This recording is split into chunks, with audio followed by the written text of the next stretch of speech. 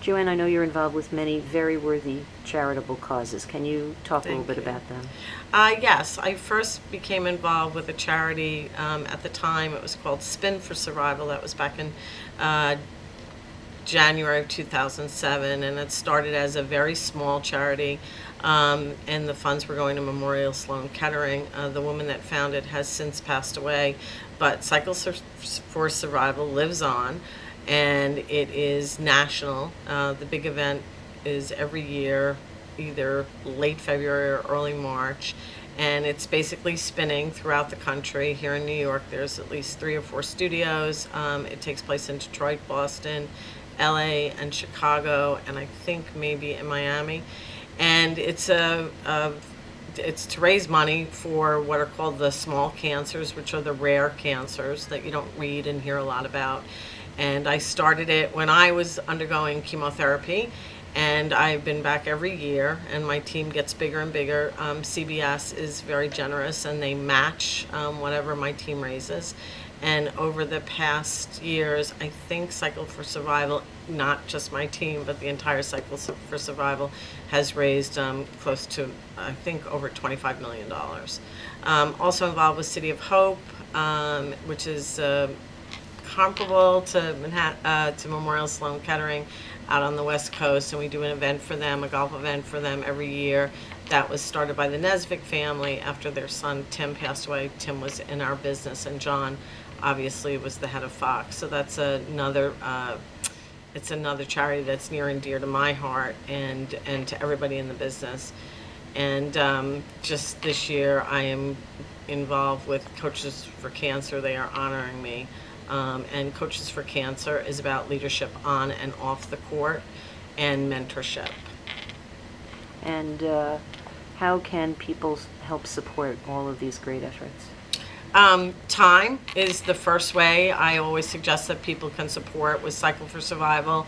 There's a lot of volunteers that step forward, and then we get people to come and ride. I buy at least 3 bikes every year and fill it with teams of family and friends and CBS colleagues. So to give your time just to get on a bike and ride for 45 minutes is important. To do volunteer work at any of the hospitals, at Memorial Sloan Kettering. There are a few people here that work with me that do volunteer at Memorial, and also obviously any donation is important. I ask my nieces and nephews just to give me $1 every year, and any money that we can raise goes towards cancer research. Mentoring is really important to nurture careers. Can you talk about your experiences with mentors and mentoring?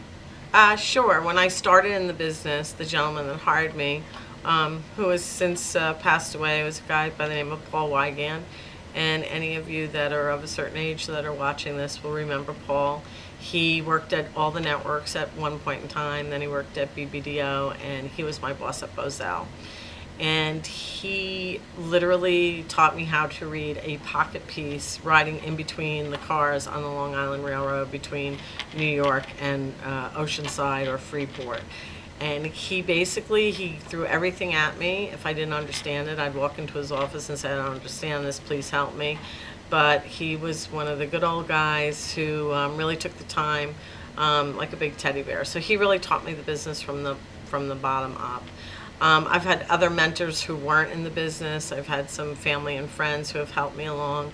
The most recent mentor, and probably the most important mentor that I've had, is really Leslie Moonves, who gave me the opportunity to move up the ranks here, and he is always available for me.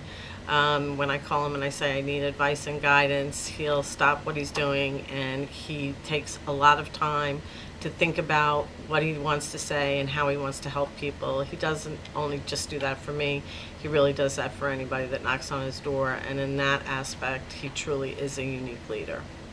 You're into charities, you have all sorts of things going on in your personal life, positive things, and also in your work life, positive things. How do you achieve life balance? I try my best to achieve life balance on the weekends. My husband and I have a house out east. We also have a 5-year-old black Labrador retriever who is the love of our life. So we try to unplug on the weekends. I try to put my devices away. take long walks. I love to swim. Basically, I spend a lot of my free time with my family and with my friends. I think that it's hard to turn off work. Always glancing at a device, making sure that things are going well. I'm a crazy CBS fan, so that part of my work slips into my life because I like to watch live TV. I like to watch the commercials. I watch a lot of our sports on the weekends. So it's always there in the background. But I think just you have to be true to yourself. And vodka helps too.